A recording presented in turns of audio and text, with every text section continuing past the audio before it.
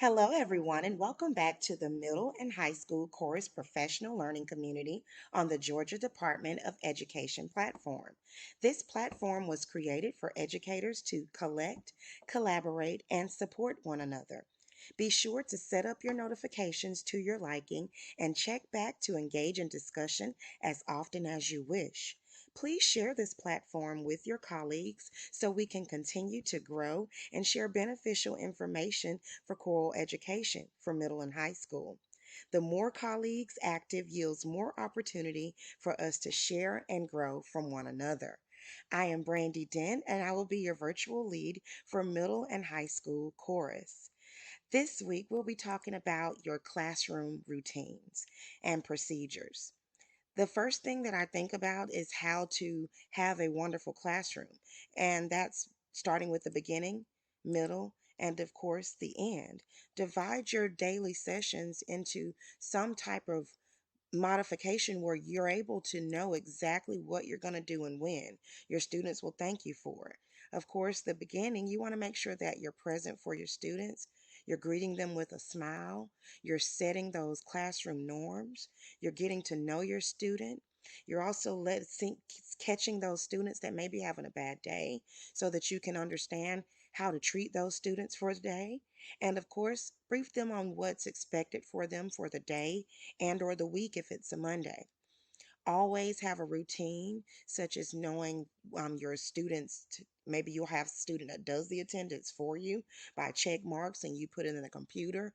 Have your students with a warm up, a rhythm every day. Make sure they're sight reading. My students even have a bell ringer while I'm doing the attendance. So never forget to smile. Never forget to review those school classroom rules. Always sing every day, especially reading music, and make sure that you're doing something to educate your students musically with rhythm. And of course, you want to make sure that you warm up those voices. Sorry, I left that off. Middle, always have a plan of what you're going to teach that day. There's always a new concept or maybe a concept that you want to review with your students and try to stay on task. But of course, sometimes we get excited and we forget that our students need a breather. So factor in small breaks. It may be a turn to your neighbor moment and review what we talked about, or it may be just a moment to get to know a new member in the classroom, especially in the fall. Always use positive reinforcement. Be okay with praising those students and giving them, great response, even if it's not the best that they could do. And always redirect those disruptive students immediately. You don't want them to take charge in your classroom. So the moment you see it happening, go ahead and address it. So make every single moment count. Don't forget to take a break. Always praise those students. And as soon as you have a student that's had a moment, make sure that you've put them in that think time or you've given them a slip of paper, you've assigned them the silent lunch. You don't have to have a battle with them. Just go ahead and address it, and they know your procedures. So set that at the beginning of the year, and you got a wonderful middle. Of course, when the classroom time is over, you got to get to the end. Go ahead and review your students, what they may have learned that day. Remind those students of anything that you have coming up.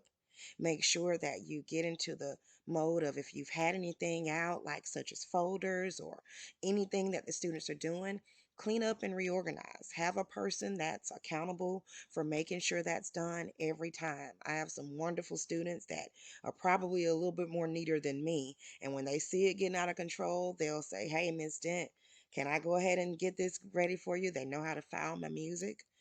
And always make sure that you conference those disruptive students. If you had one that's had a problem in your classroom, go ahead and sidebar and talk to them because that's how you build a rapport with your kids. That's how you improve your classroom climate. Those students will know each other, and maybe you need to help the class hold that student accountable for being disruptive. But conference with that student so that you can find ways that could help them with their behavior. And even if it's been the worst type of class at all, you always want to just find a way to end on a positive note and just never forget that these are kids and some of the things that they're dealing with, it's not their fault. We just want to make sure that we hold them accountable for their actions so that it won't be their fault again. So, again, make sure that you Go over everything with your students. Make sure you team them up so that you can get your room neat and organized as much as you can. Conference those disruptive students, call their parents, send an email or a text message. However, you communicate with those parents, just make sure that you're taking care of those behavior students. And please don't forget to remain positive. Again, my name is Brandy Dent, and I hope that you enjoyed this quick video on how to set up a wonderful classroom procedures with your students.